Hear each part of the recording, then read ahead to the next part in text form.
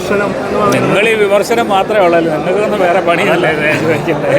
നിങ്ങൾ ഈ മൈക്ക് പിടിച്ചോണ്ട് നമുക്ക് വേറെ എന്തെല്ലാം നല്ല കാര്യങ്ങൾ സംസാരിക്കാറുണ്ട്. ഒരു നല്ല പടം വർഷങ്ങൾക്ക് ശേഷം വന്നതിന് ശേഷം നമ്മൾ ഏറ്റവും ഹാപ്പി ആയിട്ടിരിക്കുന്ന ഒരു നിമിഷമാണ്.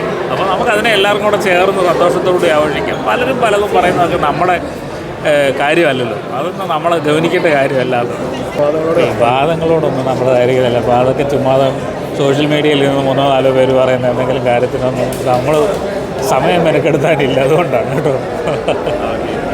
എന്താണ് ഇനിയുള്ള എക്സ്പെക്ടേഷൻസും കാര്യങ്ങളൊക്കെ? എന്തോ ഇനിയുള്ള എക്സ്പെക്ടേഷൻസ് ഒക്കെ എന്താണ്? അല്ല, ഇനിയിപ്പം തിയേറ്ററിൽ നിറഞ്ഞോടിക്കൊണ്ടിരിക്കുന്നു. ഇനിയിപ്പം പെരുന്നാൾ കഴിയുന്നതോടുകൂടി കൂടുതൽ തിയേറ്ററുകളിലേക്ക് വരികയും കൂടുതൽ ആളുകൾ തിയേറ്ററിലേക്ക് വരികയൊക്കെ ചെയ്യുന്ന സന്തോഷത്തിൻ്റെ ദിവസങ്ങളാണ്. നമ്മളതിൻ്റെ ഒരു ആഘോഷ നിറവിലാണ്.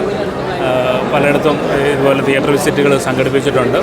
പ്രേക്ഷകരെ നേരിട്ട് കാണുക, അവരുടെ അഭിപ്രായം ഒപ്പം തന്നെ അറിയുക എന്ന് പറയുന്നത് സന്തോഷത്തോടുകൂടിയുള്ള യാത്രകളാണ്. ഇനിയിപ്പോൾ അടുത്ത ദിവസങ്ങളിലൊക്കെ തൃശ്ശൂർ, കോഴിക്കോട്, തിരുവനന്തപുരത്ത് അങ്ങനെ പല തിയേറ്ററുകളിലും നമ്മൾ വിസിറ്റ് സംഘടിപ്പിച്ചിട്ടുണ്ട്.